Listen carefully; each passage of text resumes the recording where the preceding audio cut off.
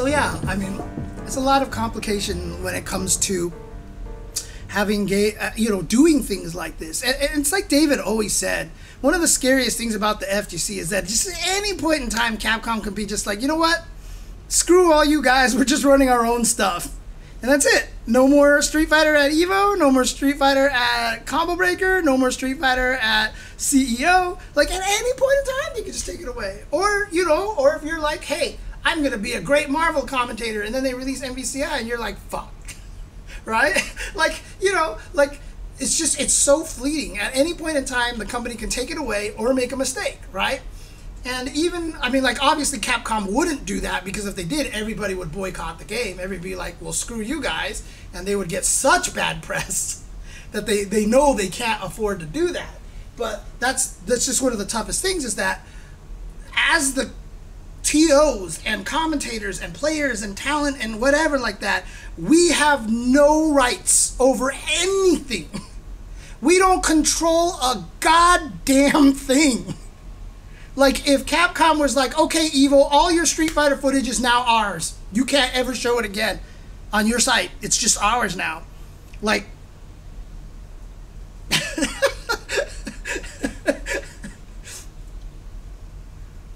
I mean, that's why there's that, this is an official broadcast of the NBA. Any reproduction, reproduce, or restreaming or content is prohibited by this use. And this is like, that's why you have that every single time on these sports broadcasts. That's exactly what it is. It's like they own the footage. You can't do shit with it, right? Yeah.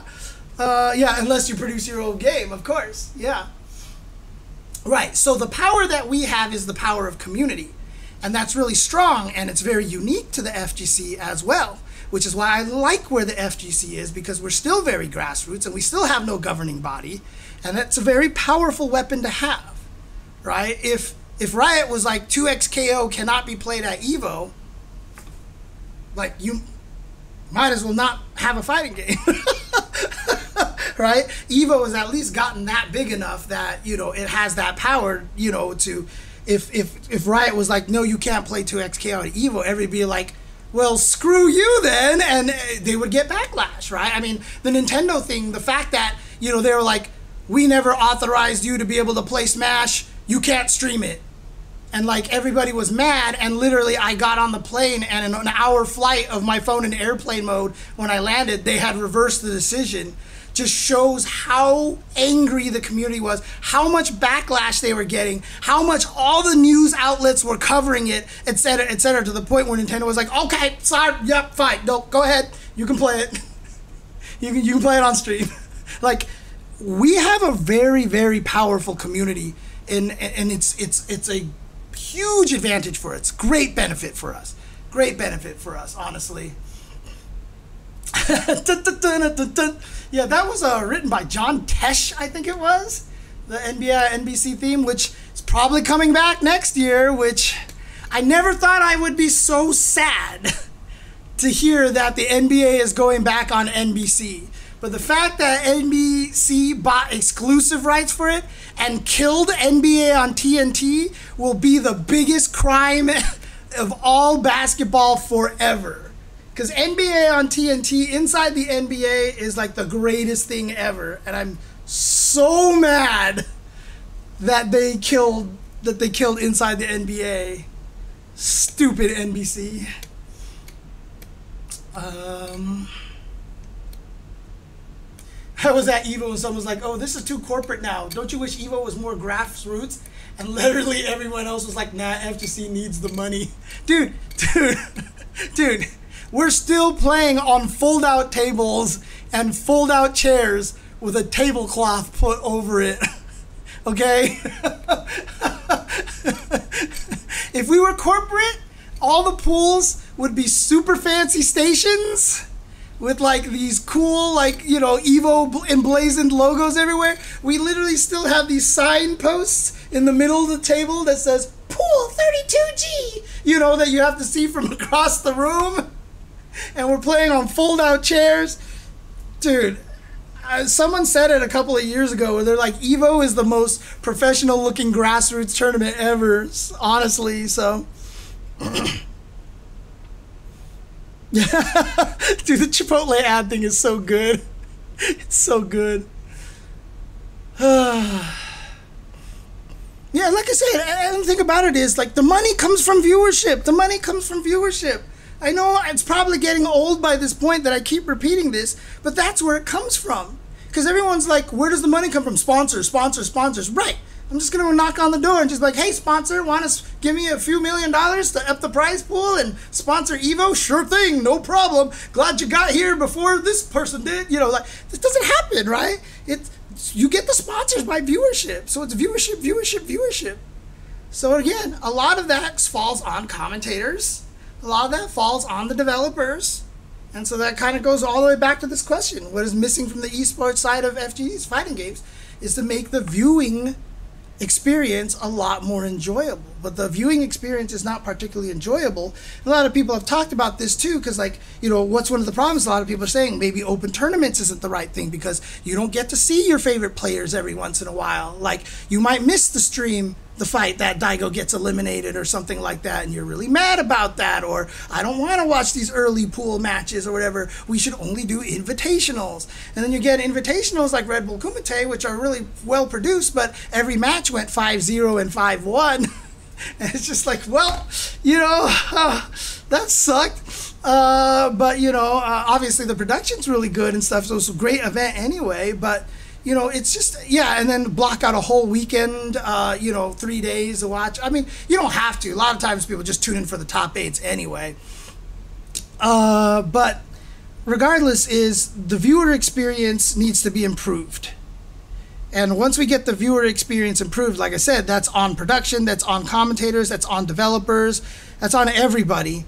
Once that, I mean, again, like I said, that's kind of why when I looked at the coaching situation from last week, the first place my brain went to was the Kit Kat coaching break. You know, like, that's the first thing that I thought of, because I was like, we could make it a sponsor thing and we could also make it a show, right? It's like when you actually see the, you know, the mic'd up coaches in the NBA where he's like, yeah, I want you to run down there. When you get down to this side over here, check, he's going to go wide open. Make sure you cut through here. You know, like, there's a fascination to that, right? So if you listen to somebody being like, look, the problem is when you're fighting against DJ, you have to be careful when he's doing this and that. It might be interesting. It might not be. Who knows? But might as well try and see what happens. But once we make the viewer experience better, the viewer numbers go up. The viewer numbers go up. The sponsors get stronger. And it cycles from there, because then the sponsors give you more money to do cooler things, which makes the viewing experience even better, which brings in more viewers, which makes the sponsors pay more, which allows us to do better things, which makes the viewer experience better, which brings in more people, which makes the sponsors pay more. But it starts from the viewership. It's not going to start with the sponsorship. unless someone like Mark Cuban is just like, you know what, I've always been a fan of Street Fighter. This is cool. Here's $5 million. You know, like, unless that happens, yeah, it's going to start with viewers, for sure, for sure. So,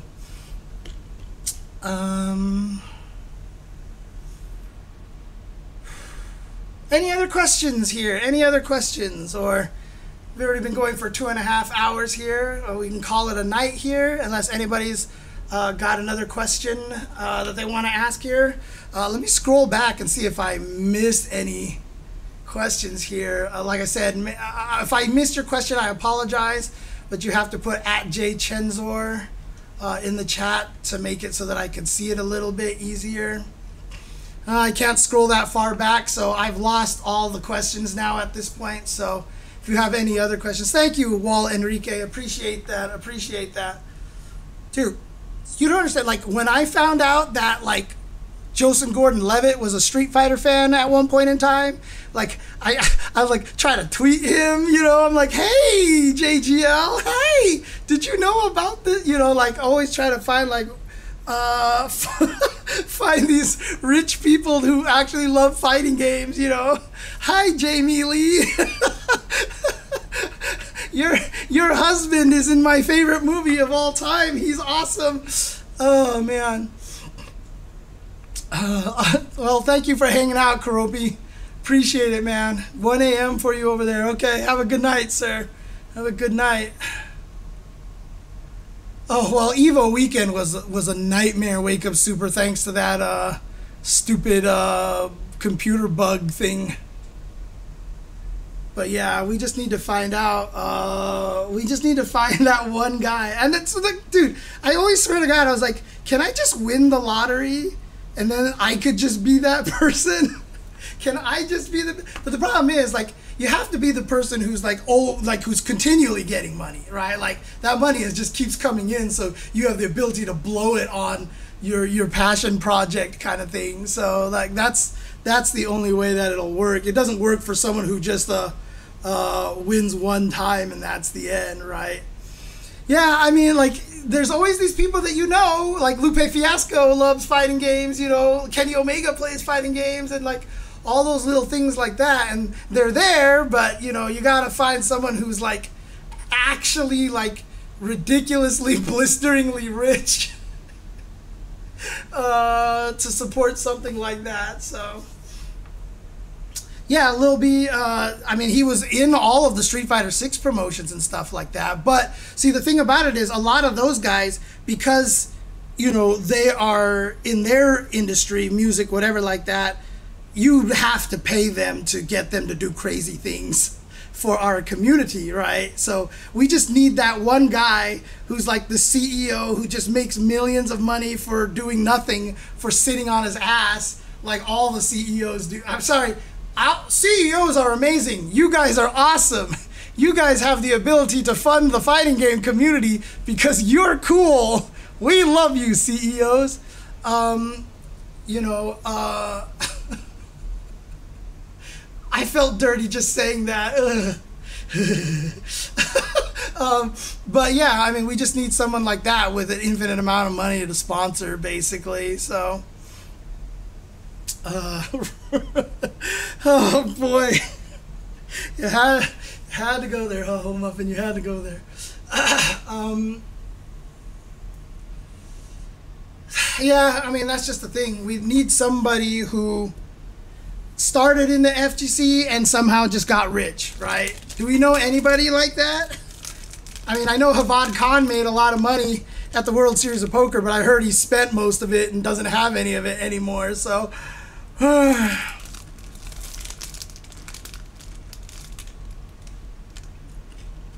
just have to find somebody who started in the FGC and spent and is now just blisteringly rich, right? Do we have a fighting game person who is just like somehow made it that big? Mr. Beast, right? Yeah, if we had if Maximilian could get as big as Mr. Beast, we in there. If Maximilian could get to the level of Mr. Beast, we in there. Oh, man. The richest FGC person won Capcom Cup and left to go watch HoloLive concerts. Oh, man. Oh, boy. Give his money to the second dimension. Hey, look, I respect the hell out of it, man. I respect the hell out of Uma for doing that, dude. They asked him, why do you want to win Capcom Cup? And he's like, so I don't have to work. And he did it. Like, more power to that guy, dude. I don't give him any shit for what he did, man. Holy crap.